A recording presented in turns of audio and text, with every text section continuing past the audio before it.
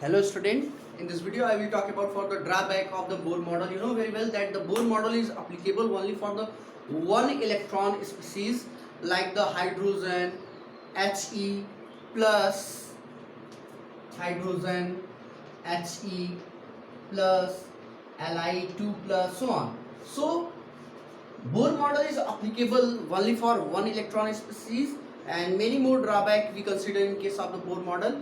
This is that in Bohr model the electron is considered electron have only one nature, that is the particle nature, but here we also know that the electron have a wave nature, and also number of line or spectral line is observed in case of the hydrogen spectrum, you know very well.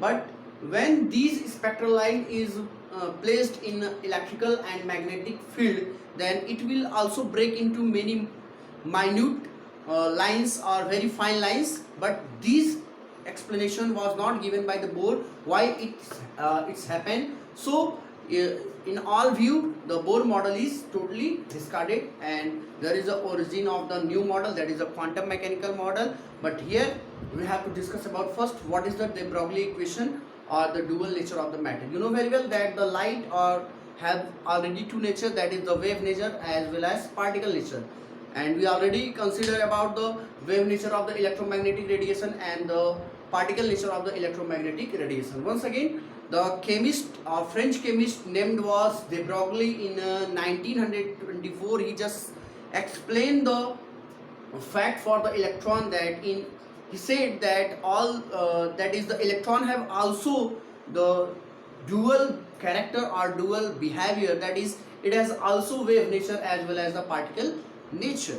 So the chemist that the de Broglie suggests that all the microscopic as well as the macroscopic particles have this type of behavior, that is it has a wave nature as well as the particle nature. Let's consider what is it.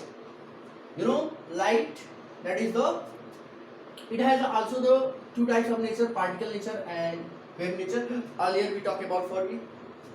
Similarly, the de Broglie suggested the dual behavior for matter, that is for electron. It has also two types of nature or behavior, that is the particle and wave nature.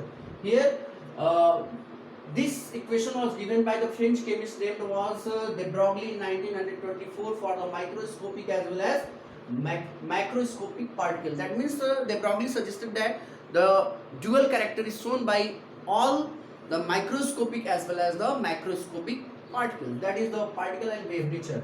So how to establish the de Broglie equation? Let's consider about it. You can see here, you know, the Planck's quantum theory. According to Planck's quantum theory, E is equal to h nu. This is the equation number first. You know very well about this. And according to Einstein equation, E is equal to mc square. You also know about this. So this is the equation number first, and this one is the equation number second. On comparing, we get h nu is equal to m into c square, or you know very well nu is the frequency and nu is equal to c upon lambda. Then we get the another equation like this, and after all we get lambda is equal to h upon m into c, or lambda is equal to h upon m into v. And here c is the velocity of the light, m is the mass of electron, h is the Planck constant, and here c is regarded as a v. That means the value of m into v is equal to the momentum, and it will equal to the lambda is equal to h upon p, or lambda is equal to h upon m into v. So this is the de Broglie equation, and how it derived. It derived from by combining the two equations, that is the Planck's quantum theory and Einstein equation. Let's consider what is the limitation of the de Broglie hypothesis. De Broglie suggested that all the microscopic and macroscopic particles have a dual character, but it was not accepted for a long time, and it was discarded by a simple experiment. So let's consider what is the experiment. Limitation of de Broglie concept. What is the limitation here? We consider the wavelength, that is lambda, for electron and for a ball. Here both have the velocity 10 to the power 5 meter per second, and it has also 10 to the power 5 meter per second, and its mass is 100 gram or 0.1 kg. Clear? So we have to calculate the value of lambda for this.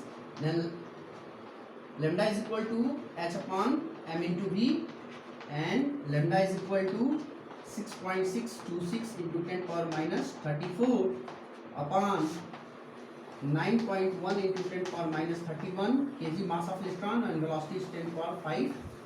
And here same, lambda is equal to 6.626 into 10 power minus 34 upon 0.1 into 10 power 5. Clear? And after calculating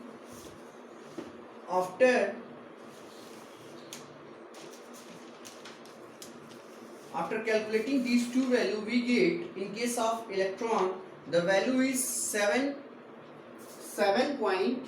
For electron it is lambda is equal to 7.27 into 10 power 7.27 into 10 to the power minus 9 meter,